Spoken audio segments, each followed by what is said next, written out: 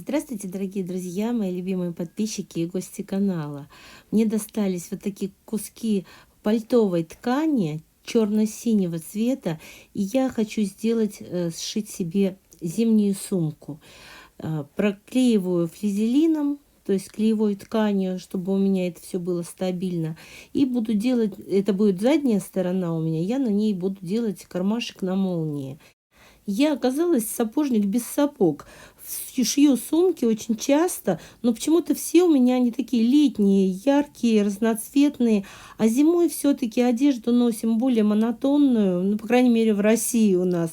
Темные цвета, особенно, ну, у меня, например, моя личная одежда. Вот у меня пальто черное такое, плащевка сверху, и, ну, куртки какие-то темные все. И вот эти вот все летние сумки, они туда не подходят к моему луку зимнему. Поэтому я подумала, что ну надо, мне пора сшить зимнюю сумку. И, возможно, этой зимой это будет не последняя сумка. Посмотрим. Поэтому вот эта ткань пальтовая, толстенькая, она очень хорошо подходит под мой замысел. Эта ткань мне, как и многое, досталась из ателье моей подруги. Видимо, кому-то подшивали пальто в длину, делали покороче. Еще и пояс тоже достался, из которого я ремень сделала. Ну и обрезанные части люди отказались забирать, она мне отдала. Я не стала особо комментировать, все видно, и у меня даже есть отдельное коротенькое видео, как делать такой кармашек. Ну вот, у меня задняя часть готова с кармашком, переходим к следующей части, к передней. Я тоже также ее флизелином продублировала и буду сшивать между собой по периметру, оставляя незашитым верх. Разглаживаю припуски на две стороны, так мне удобнее будет работать. После этого уголки нижние, которые у меня сшиты, совмещаю швы, скалываю булавочкой. Но это многие все уже показывали, ну, из песни слова не выкинешь, поэтому я показываю почти каждый раз. Тем более, что часто смотрят люди, которые вообще впервые решили узнать, как шьется сумка, самая простая, поэтому я и показываю. Срезаю эти уголочки после того, как прошила по намеченным линиям.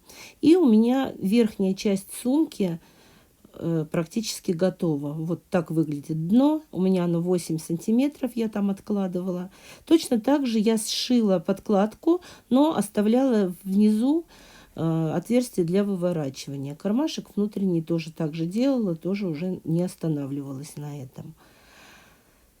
Следующая часть у меня, это я буду делать клапан. Он у меня будет не широкий, достаточно узенький. Точно так же я флизелином проклеила, чтобы у меня ткань была более стабильная.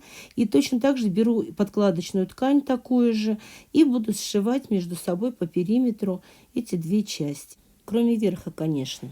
Я, конечно, скалывала булавочками для того, чтобы сшить. После сшивания вот эти уголочки надрезаю, делаю такие надсечки, чтобы у меня лучше все выворачивалось. Вот эти закругленные части, чтобы лучше лежали. Расправляю все, утюгом разглаживаю. Я через ткань разглаживаю, потому что там вот эта пальтовая ткань, чтобы она вид не потеряла. И смотрите, я так рада, что я летом купила поролона, 2 больших куска, 1,2 м. Он теперь мне прямо прекрасно подходит для любых вещей, где мне надо сделать уплотнение какое-то. И вот вырезала чуть-чуть меньше деталь, чем вот моя, вот это вот мой клапан, чтобы он там хорошо лежал и ничего не топорщилось. И по периметру также прошиваю, закрепляю этот поролон. Хотя он очень хорошо там держится и без пришивания. Вот этот пояс, который мне достался, я стропу такой же ширины пришила к нему, ставила побольше, подлиннее кончики, но у меня колечко небольшое для сумки, поэтому я буду заужать вот это место, где будет кольцо. Вот так вот просто прошью завернутые части, чтобы они в этом положении сохраняли вот форму. Вот так вот получается. И все. И у меня теперь туда оденется хорошо кольцо. И при этом стропа будет широкая. Смотрите. Я считаю, что прям отличный выход. Потому что если узенькую еще куда-то пришивать сюда, ну уж слишком будет. А вот этот вот выход получился. Теперь делаю шлевочки в сумку, к чему я этот ремень буду прицеплять. Также из этой же стропы, точно так же я опаливаю, плавлю краешки, точно так же заворачиваю, зашиваю. И, наконец-то, мы переходим к той заготовке, которую я показывала в прошлом видео. Прежде чем обрезать, я сделала прострочку с длиной стежка 2 мм, чтобы у меня ничего не рассыпалось. С помощью пальтовой ткани удлиняю эту заготовку, чтобы она была примерно такой же ширины, как ширина моей сумки. У меня получилось, что по 3 сантиметра. Но это не важно, сколько. Это вы будете смотреть по размерам своих сумок, сами посчитаете, сколько вам куда нужно.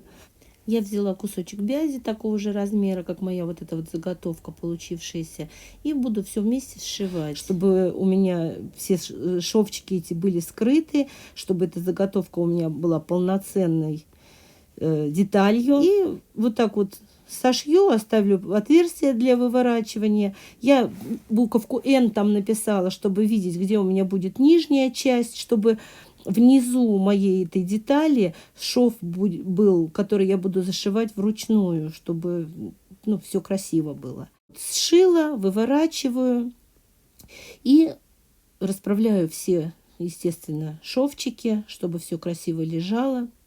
Проглаживаю все это дело, чтобы это... Можно, конечно, и простегать, но там столько бисера этих пайеток, я решила, нет, оставлю так. Вот это отверстие для выворачивания зашивать буду вручную, аккуратненько. Для этого я буковку N ставила, оно у меня снизу и не будет заметно вообще в принципе.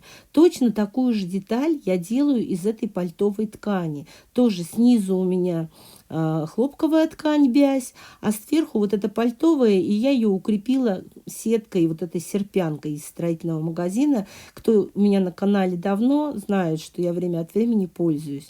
И я сделала такие петельки по сторонам этих своих заготовок. Пришила уже клапан к верхней части сумки, пришила шлевочки. И я теперь буду пришивать пуговицы, чтобы не через подкладку это делать, а так, чтобы это у меня все было красиво и хорошо. Вот такая пуговичка у меня серого цвета. И с другой стороны, я как по пуговице пришивать не буду, показывать долго. Вы все умеете с детства. Пришила 2 совершенно разных пары пуговиц. И теперь одеваю подкладку лицом к лицу на свою заготовку. Совмещаю боковые швы, и посерединке прищепочками так зацепливаю, и по окружности все прострачиваю, прошиваю. Теперь через отверстие для выворачивания вытаскиваю свою сумку наружу. Дело идет к концу, и каждый раз, когда я выворачиваю, я знаю, что получится, хотя бы примерно представляю, что должно получиться, но при этом все равно интересно.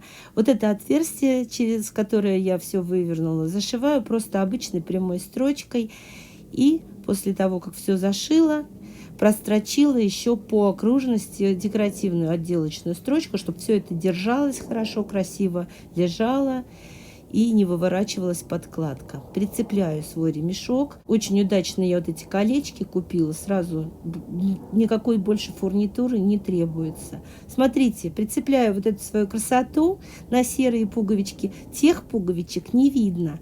И вот это вот тоже можно так вот, если, допустим, на каждый день вот такую вот обычную, без нарядностей, а если, куда-то в гости там или нарядились, то вот с такой вот красивой застежкой пошли. Если делать украшение просто гладкое, не как у меня с бисером, с пайетками, то достаточно одной такой штуки, просто с одной стороны пальтовую ткань, допустим, с другой нарядное что-то, и просто переворачивать. Я делала 2, чтобы клапаном не задевать вот этот бисер, пайетки, чтобы и на клапане зацепок не было, и при этом, чтобы не дергать постоянно этот бисер, пайетки, ничего не оторвалось, не отвалилось. Мне очень нравится эта идея. Сумка получилась и в лес, и в гости. Если вам тоже нравится, ставьте лайк, пишите комментарии, подписывайтесь, если до сих пор не подписаны. И большое спасибо всем, кто досмотрел до конца.